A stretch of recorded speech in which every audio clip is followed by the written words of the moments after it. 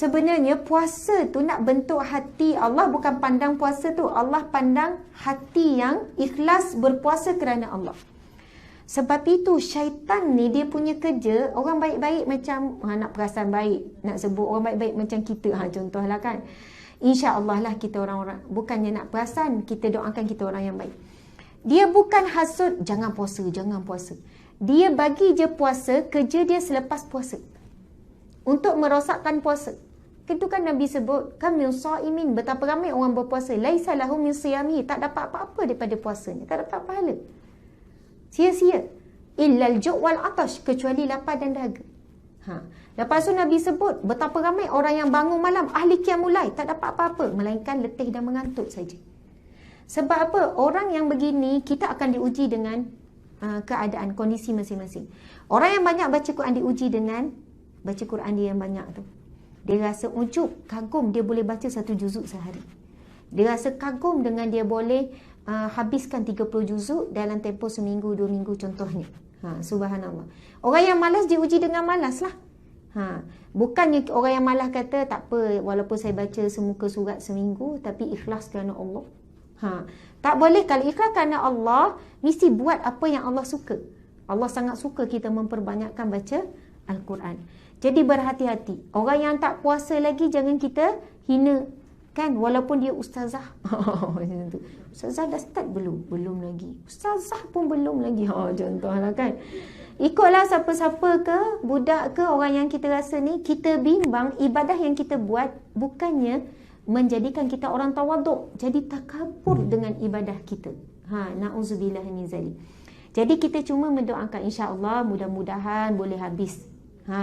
Lepas tu dah tinggal berapa hari lagi Syawal nak habis, masa tu soalan tu lagi kerap tu kan. Lepas tu saya tak sempat lah. Ruginya tak sempat. Tahu tak hadis Nabi? Keluar pula kan.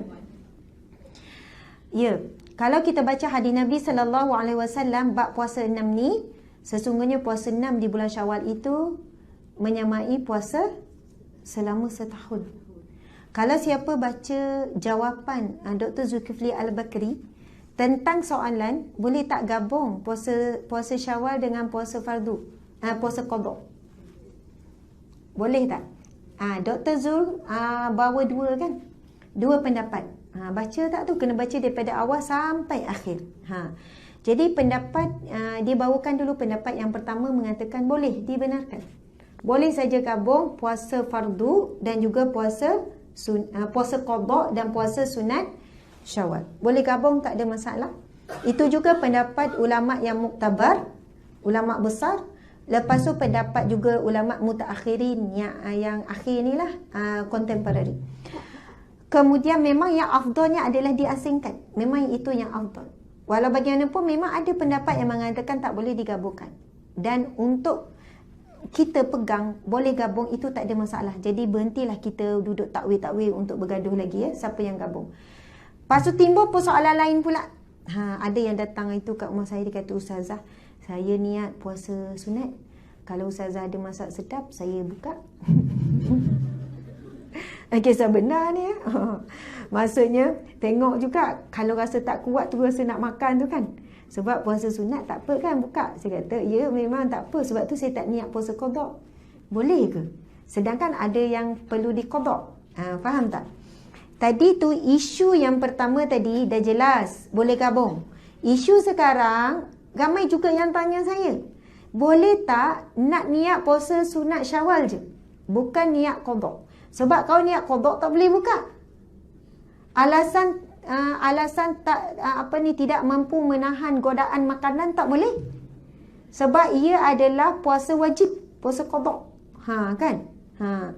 Kan ada orang tengok dulu menu, kalau rasa kuat tak buka, kalau tak kuat buka. Jadi boleh tak niat puasa sunat sahaja, sunat Syawal, tanpa niat puasa qada? Boleh ke tidak? Sebab kalau puasa sunat, ia tak ada masalah buka isu tu.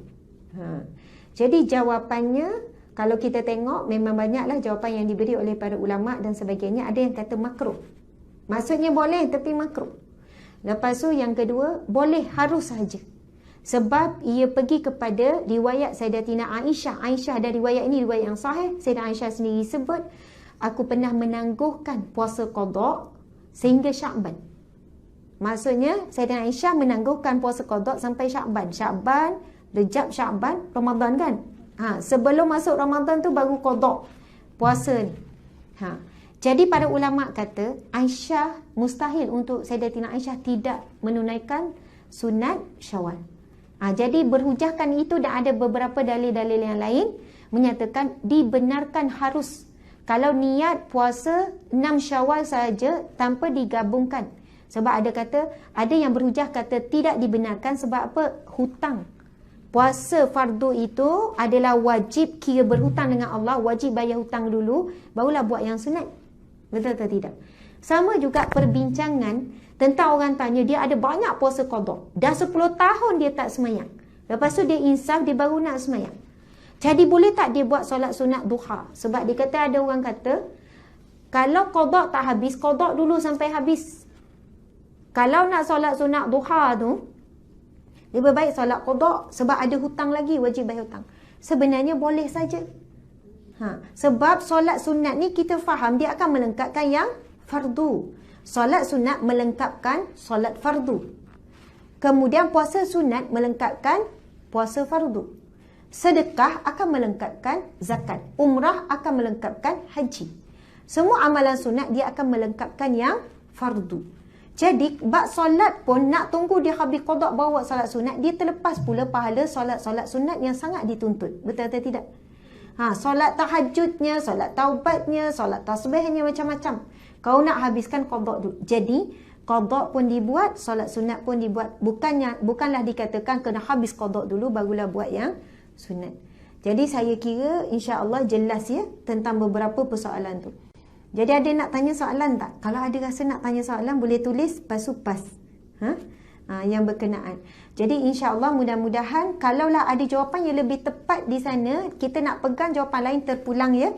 Ini di antara jawapan daripada pihak saya, hasil daripada rujukan dan juga dibaca tadi sebelum datang tentang isu-isu berkenaan dengan qada, puasa sunat Syawal dan sebagainya. Masya-Allah, alhamdulillah. Baiklah, para jemaah, para wanita yang dirahmati Allah sekalian, boleh teruskan tak ni? Boleh ya? Insya-Allah. Jadi tajuk kita adalah bagaimana kita nak memaknakan Syawal, nak jadikan Syawal ni terindah. Bulan Syawal ni kita tahu bulannya kita, bulan apa ni? Syawal ada berapa hari sebenarnya? Sambut Hari Raya berapa hari? Oh, laju ya 30 hari tu kan?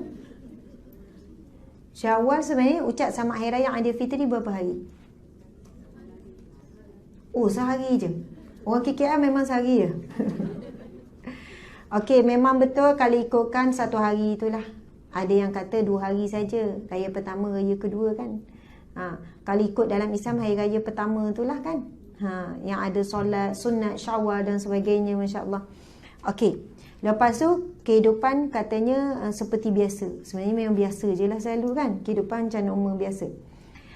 Ada pula yang kata salah, bida'ah. Maksudnya ucap sama Hari Raya sampai sebulan ni. Ada yang kata apa raya ni, tak ada raya dah ni.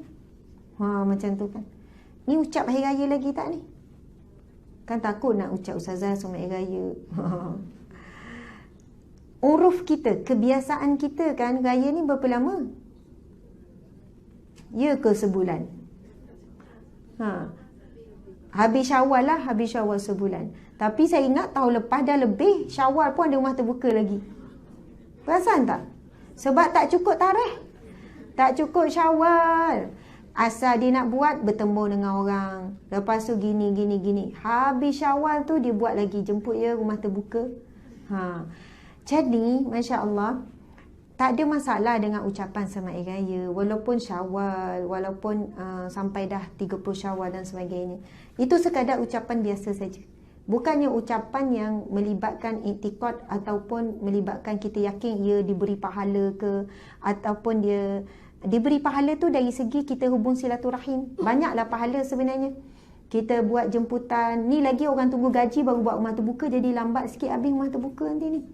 Kan? Lagi gaji dia fikirkan 2 minggu lagi ya. Nak buat sekarang memang makan sendiri pun tak cukup. Dan Hujung minggu ni ternanti-nanti siapa yang ajak, siapa ajak. Sebab kalau siapa ajak jimat dah, makan pagi, tengah hari, malam. Macam tu kan. Masing-masing tanya soalan yang sama. Akhirnya tak ada orang ajak. Sebab orang tunggu nanti gaji tu baru nak buat ni.